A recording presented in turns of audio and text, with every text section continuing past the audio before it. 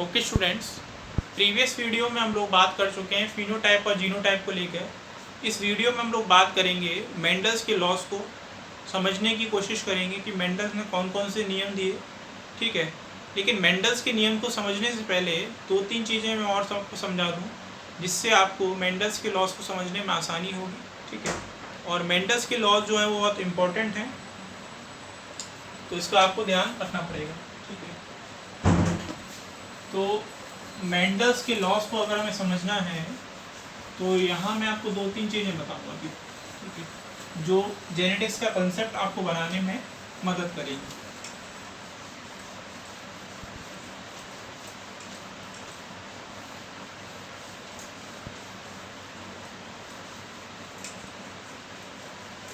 एक मिनट। जैसे कि मेंडल कुछ बातें करते थे। ठीक है, तो मेंडल के हम लोग एक्सपेरिमेंट को देखेंगे, लॉस को देखेंगे, तो वहाँ उन चीज़ों को समझने के लिए हमें पहले कुछ चीज़ों के बारे में पता होना चाहिए। जैसे पहला वर्ड आता है उसमें टर्मिनोलॉजीज़ के अंदर एक वर्ड आता है ब्रीडिंग। ठीक है, एक वर्ड आएगा ब्रीडिंग को लेकर, ब्रीडिंग, एक वर्ड आएगा ब्रीडिंग। देखो, ब्रीडिंग जो है ये थोड़ा सा आपके लिए नया वर्ड है, लेकिन एक वर्ड आएगा, जैसे ब्रीडिंग को हम लोग क्रॉस भी कह सकते हैं। ब्रीडिंग का दूसरा नाम क्या है बेटा? क्रॉस। क्रॉस तो आप जानते होंगे। ठीक है, तो ब्रीडिंग और क्रॉस का मतलब क्या है कि मेंडल क्या करते थे, अपनी चॉइस के अकॉर्डिंग क्या करते थे, उनका कुछ कंसेप्ट था। ठीक है, मेंडल क्या करते थे, पी प्लांट के अंदर क्या करते थे, एक टॉल प्लांट को लेके आते थे और एक डॉर प्लांट को लेके आते थे, और उनका आपस में क्या कराते थे, क्रॉस कराते थे। उनको आपस में क्या कराते थे, मिक्सिंग कराते थे। उनका आपस में क्या कराते थे, फर्टिलाइजेशन कराते थे। ठीक है, बेसिकली क्या कराते थे, वो फर्टिलाइजेशन कराते थे। तो इसी फर्टिलाइजेशन को क्या बोला जाता है बेटा? ब्रीडिंग और क्रॉस बोला जाता है।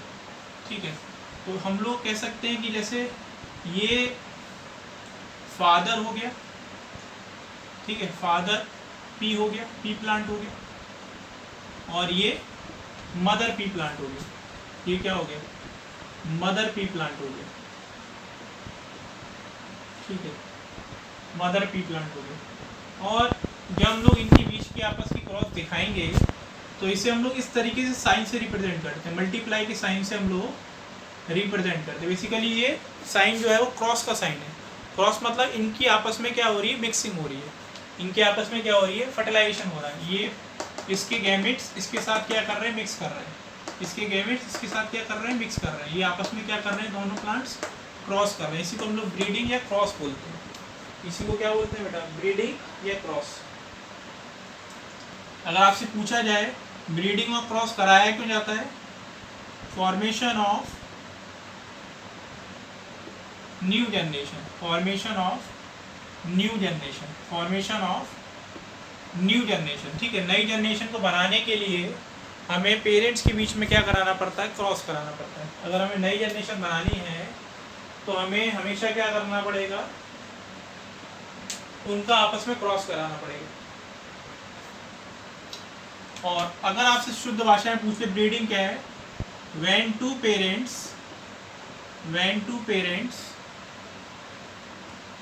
Cross each other, when two parents cross each other, जब दो पेरेंट्स आपस में क्रॉस करते हैं तो इसी को हम लोग ब्रीडिंग कहते हैं।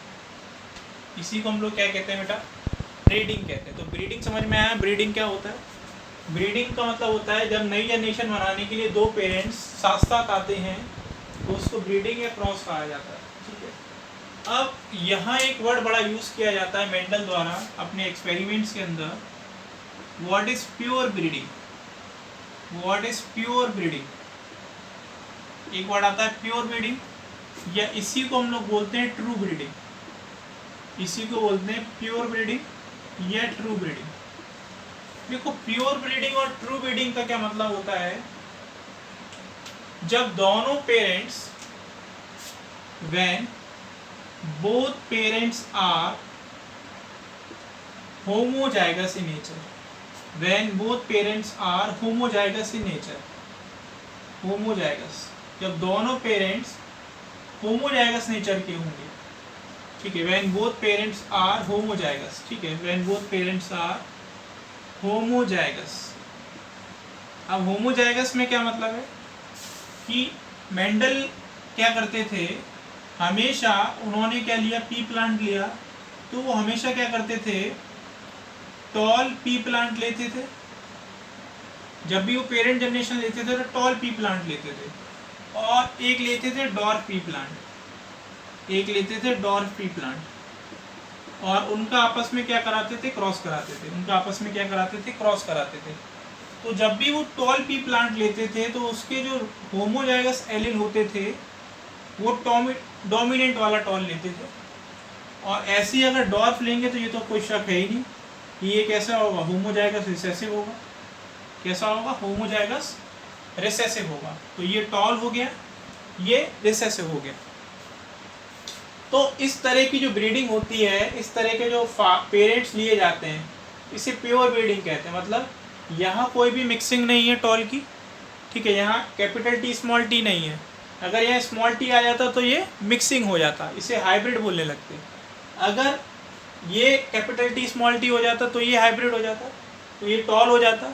अब हमें क्या लेने हैं, पेरेंट्स प्योर लेने हैं, तो प्योर पेरेंट्स लेने हैं, तो ये टॉल पी प्लांट हो गया और ये डॉर्फ पी प्लांट हो गया। इसे बोलेंगे प्योर ब्रीडिंग और ट्रू ब्रीडिंग बोलेंगे, ठीक है, इसे बोलेंगे प्योर ब्रीडिंग और ट्रू ब्रीडिंग।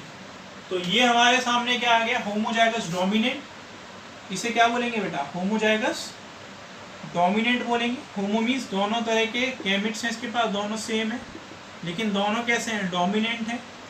और ये कैसा है बेटा, होमोजाइगस रिसेसिव। तो ये भी कह सकते हैं जब एक पेरेंट जब होमोजाइगस डोमिनेंट होता है और दूसरा पेरेंट जब होमोजाइगस रिसेसिव होता है, तो इस तरह की ब्रीडिंग को हम लोग क्या कहते हैं बेटा, ट्रू ब्रीडिंग कहते हैं। इस तरह की ब्रीडिंग को हम लोग क्या बोलते हैं बेटा, ट्रू ब्रीडिंग कहते हैं। ये भी कह सकते हैं, ठीक है, ये हमने बता ही दिया ट्रू ब्रीडिंग।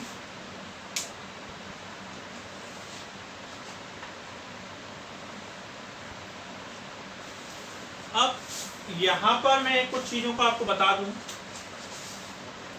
यहाँ एक वर्ड और समझ लीजिए, डोमिनेंट और रिसेसिव के बारे में और समझ लेते हैं, फिर इसके बाद हम लोग मेंडल्स के लॉस को शुरू करेंगे, ठीक है। तो आज हम लोग डोमिनेंट और रिसेसिव का कंसेप्ट और समझ लेते हैं कि डोमिनेंट किसे कहा जाए और रिसेसिव किसे कहा जाए, ठीक है।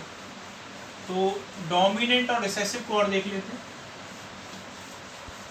डोमिनेंट और रिसेसिव, ठीक है। अभी मैं थोड़ा सा केवल आपको कंसेप्ट दे रहा हूँ डोमिनेंट और रिसेसिव का, क्योंकि मेंडल्स के जब लॉस पढ़ेंगे तब जाके आपको और ज़्यादा क्लियर हो जाएगा कि ये डोमिनेंट क्या है और रिसेसिव क्या है, ठीक है। तो अभी हम लोग क्या समझते हैं, डोमिनेंट और रिसेसिव, ठीक है, डोमिनेंट और रिसेसिव। देखो एक कंसेप्ट समझो, एक वर्ड आएगा आपके लिए डोमिनेंट,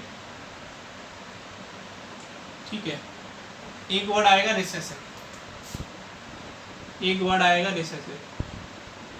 अब मान लीजिए एक एरिना है और इस एरिना के अंदर क्या किया, एक स्ट्रॉन्ग पर्सन को लिया, ठीक है, बहुत हैवी है, और एक जो है हाइट में कम है, छोटा है, ठीक है।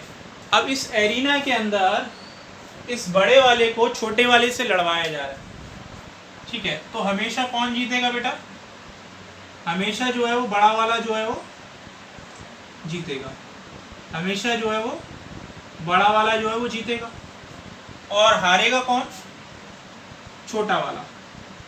ये क्या कहलाएगा, लूजर कहलाएगा, ठीक है। तो डोमिनेंट और रिसेसिव का भी यही कैरेक्टर है, ठीक है, क्योंकि जब ब्रीडिंग होती है, क्रॉस होती है, तो दोनों पेरेंट्स के कैरेक्टर्स जो है वो आमने सामने आते हैं, दोनों पेरेंट्स के कैरेक्टर जो हैं आमने सामने आते हैं। मान लीजिए क्रोमोसोम नंबर 1 पे प्लांट की स्टेम हाइट है, ठीक है, प्लांट की स्टेम हाइट है, और ये फादर है, ये क्या है, फादर है, और फादर जो है वो क्या रख के बैठा है, कैपिटल टी रख के बैठा है। क्या रख के बैठा है बेटा, कैपिटल टी रख के बैठा है, ठीक है। उसके बाद जो एलिल है वो अपना कैपिटल टी दे रहा है, और जो दूसरा पेरेंट है, तो मान लीजिए ये मदर है, ये कौन है बेटा, मदर है, ये भी क्रोमोसोम नंबर 1 लेके आई है अपना, और ये भी प्लांट की स्टेम हाइट देख रही है। तो ये प्लांट की स्टेम हाइट को बनाने के लिए ये क्या दे रही है, ये मान लीजिए स्मॉल टी दे रही है अपना, ये क्या दे रही है बेटा, स्मॉल टी। हमें मालूम है कि ये स्मॉल टी जो है वो डॉर्फ कैरेक्टर को बनाएगा, और कैपिटल जी टी जो है वो टॉल कैरेक्टर को बनाएगा। किसको बनाएगा, टॉल को बनाएगा। तो अब आप ही बताइए, जैसे कि सेम यही कॉन्सेप्ट था, ये मान लीजिए ये टॉल है, ये डॉर्फ है, तो अब टॉल को हमेशा डॉर्फ से लड़वाया जाएगा, तो विनर कौन कहलाएगा, हमेशा टॉल विनर कहलाएगा, और लूजर कौन कहलाएगा, डॉर्फ कहलाएगा। विनर का मतलब जो है जो अपने कैरेक्टर को एक्सप्रेस करवा पाएगा, कैरेक्टर को एक्सप्रेस जो करवा पाता है F1 जनरेशन में, न्यू जनरेशन में, ठीक है, F1 जनरेशन में जो अपने आप को एक्सप्रेस करवा पाता है, अपनी प्रोजेनी में जो उन कैरेक्टर्स को भेज पाता है, उसे हम लोग क्या बोलते हैं, उसे बोलते हैं डोमिनेंट ट्रेट। ठीक है, ऐसे ट्रेट डोमिनेंट ट्रेट कहलाते हैं या डोमिनेंट कैरेक्टर्स कहलाते हैं। ठीक है, और जो अपने आप को एक्सप्रेस नहीं कर पाते ट्रेट F1 जनरेशन में, उन्हें हम लोग रिसेसिव ट्रेट बोलते हैं। क्या बोलते हैं बेटा, रिसेसिव ट्रेट। तो डोमिनेंट और रिसेसिव का कंसेप्ट आपको समझ में आया होगा। डोमिनेंट ट्रेट उसे बोला जाता है जो F1 जनरेशन में अपने आप को एक्सप्रेस कर पाता है इन देयर प्रोजेनी, और जो अपने आप को एक्सप्रेस नहीं कर पाता वो कहलाता है हमारा रिसेसिव ट्रेट। ठीक है, तो यही बात है। सेम एरिना के अंदर स्ट्रॉन्ग के साथ वीक को लड़वाया जा रहा है, तो हमेशा कौन जीतेगा, स्ट्रॉन्ग जीतेगा, वीक वाले के चांसेस नहीं है। सेम ऐसे ही है कैरेक्टर के बारे में। अगर नई जनरेशन में कैरेक्टर को भेजना है तो डोमिनेंट कैरेक्टर जो होगा वही आगे वाली जनरेशन में ट्रांसमिट होगा, रिसेसिव वाला ट्रांसमिट नहीं हो पाएगा। ठीक है, थैंक यू।